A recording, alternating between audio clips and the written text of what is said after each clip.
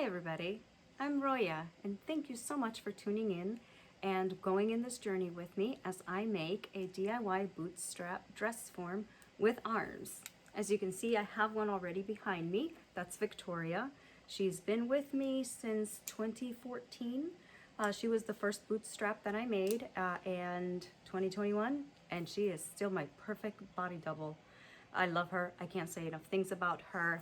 As we get through these series of videos, my intention is to show you my process without being a step-by-step instruction. At this point, you're making a dress form, you probably know how to sew, so there's a lot of things that I'm just going to skip over and just at least share with you some of the things that I wish I would have known when I made this dress form. Since then, I have made well over a dozen dress forms for customers, and I tell you, it gets easier every time. Idealistically, you're only going to make one of these for yourself. I'm going to be making one based on my corset shape. So that way, as I make my historical gowns or my belly dance costumes, it fits me better on the body shape I want to achieve than I would on Victoria. But so far she's worked out just fine. But anyway, without further ado, we're gonna go ahead and get started. I've made a list. I'm gonna try my best to stick to it. And let's get to it. So one of the first things I want to show you is how to actually go and order your bootstrap. I will be pasting a link at the bottom of this video to take you directly to Bootstrap. It would be greatly appreciated if you make your purchase through the link. I am an affiliate. I do earn a small commission at no additional cost to you. So it would really help me out if you could use my link to place your order for your dress form. The dress form pattern is going to cost you $34, and that's including the arms. So you're going to click on DIY dress form patterns on the top left, and you'll see that there's so many different ones, and it's going to get a little confusing.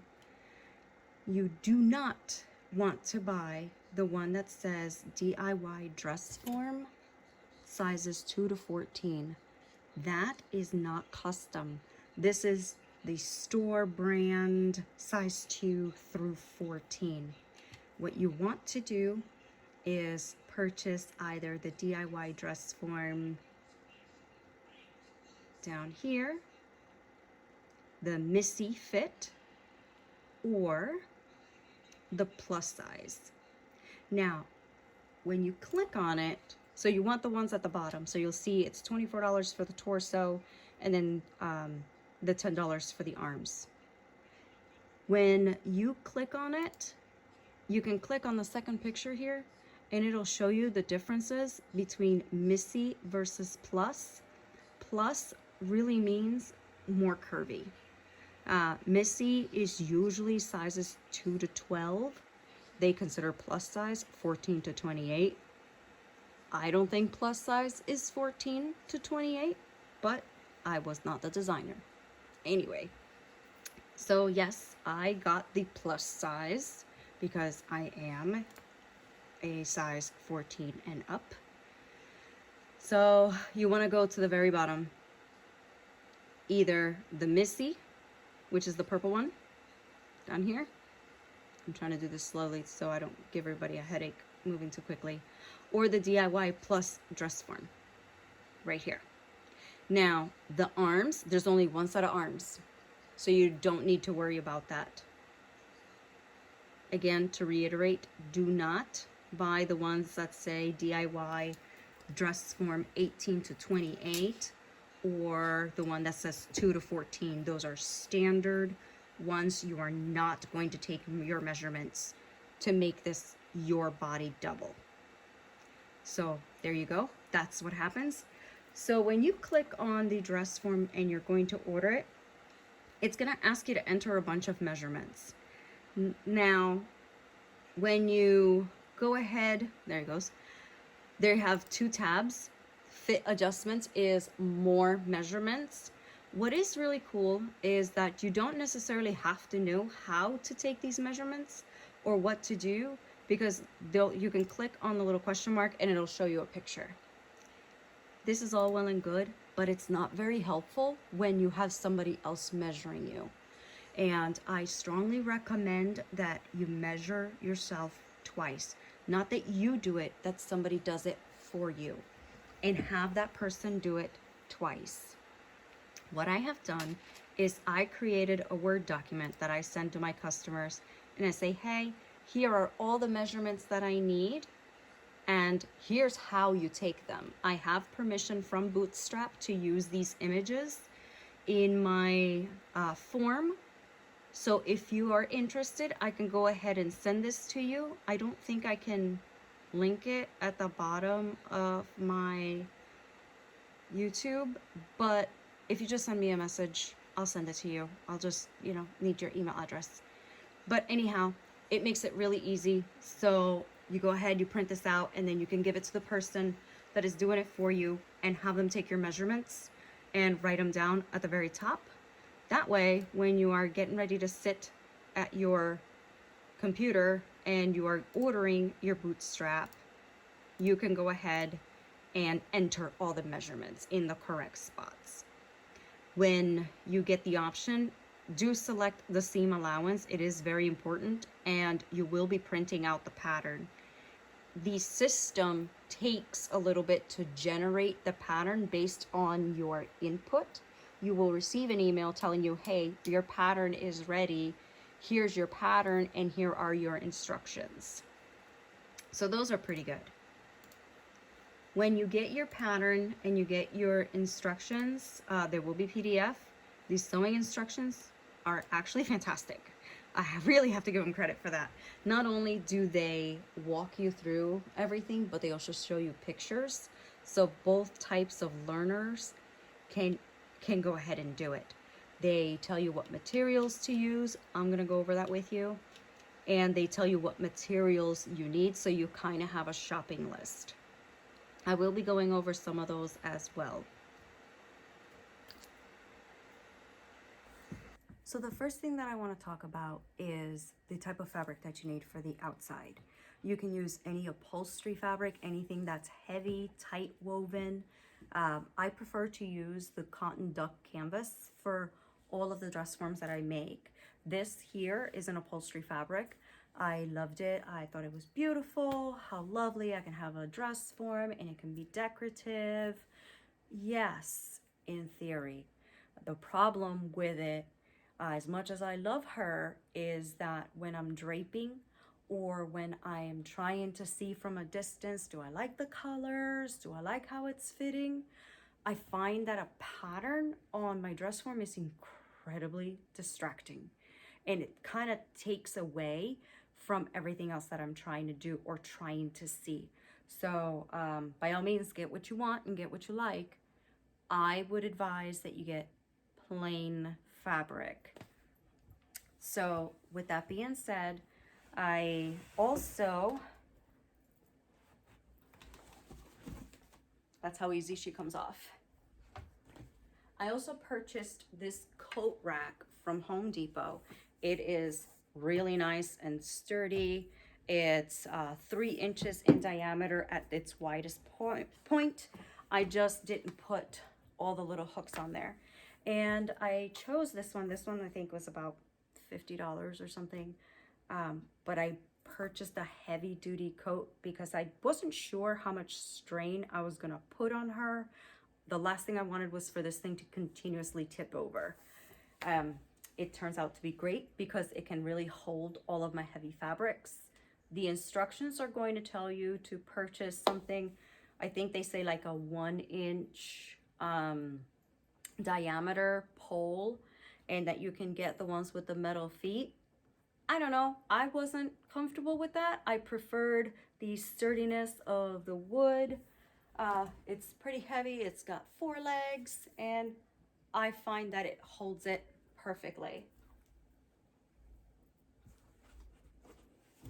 And I can just slide her down. I'm wearing shoes, so I'm a bit taller than her right now, but I also set her at my height so that when I'm working on something, I know where the floor is and I know how long on me it's going to be. So that's it on the fabric. We're gonna move on to the next thing.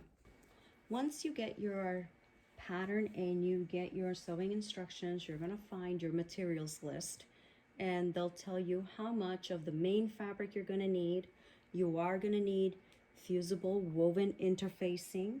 You're going to also need an additional 3/4 of a yard to about 1.5 yards of an interlining. That's going to be for the post on the inside. You're going to need some heavy duty cardboard, a 3-inch sponge, which is nearly impossible to find, a couple of zippers, 7 to 9 inches.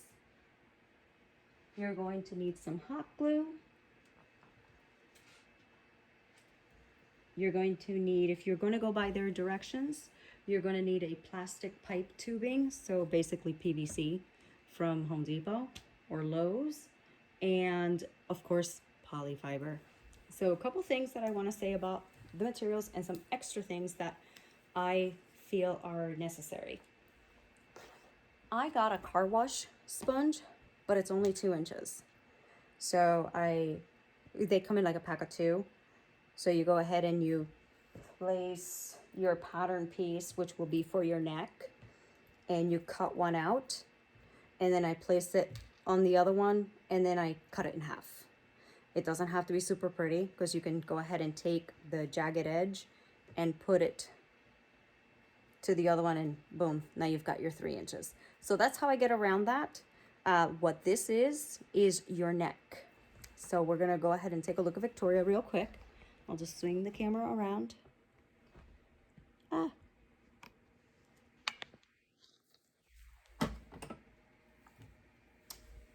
This sponge goes inside the neck, and that is what gives you that pin cushion at the top.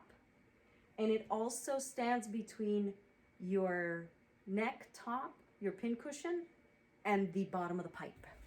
So that's why the 3 inches is important. Don't skimp.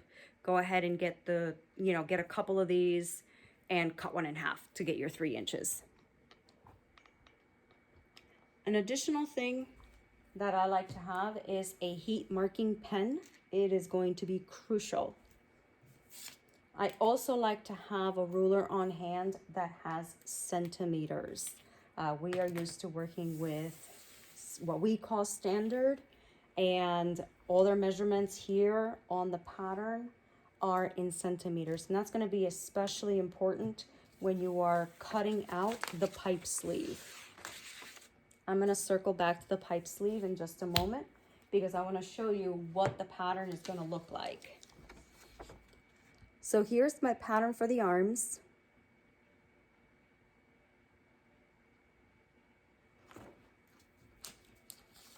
And here is the pattern for the dress form. Trying to go slow so it doesn't blur on you guys. So as you see, it's actually really no different than making a tight fitting dress, right? You can look and see you have just perfect bodice and you'll have princess seams. That's really all it is. The thing that I want to show you, so I have all my pattern pieces cut out. They tell you what's what and whatnot. So I have it cut out right on the last edge because that's my seam allowance. Oh, there's the neck. Okay, so let me show you this pipe. Now remember I said I had a 3-inch pipe, and this is measured out to be for a no wider than a 2-inch pipe, which is a 5 centimeter diameter. That means I'm 1 inch short. And this pipe sleeve took me a little while to figure out what the instructions meant by it. I just saw a bunch of lines and I said, oh, there's the diameter I want, and I cut it. That was wrong. When you see your pipe, cut it to the outermost line, come in and down and back and over. What this is, later you will find out that those are your stitch lines. So that if you have a diameter of 3 centimeters or a 1-inch pipe, you're going to stitch at that point. So this in here is your stitch line, not your cut line. Ask me how I know.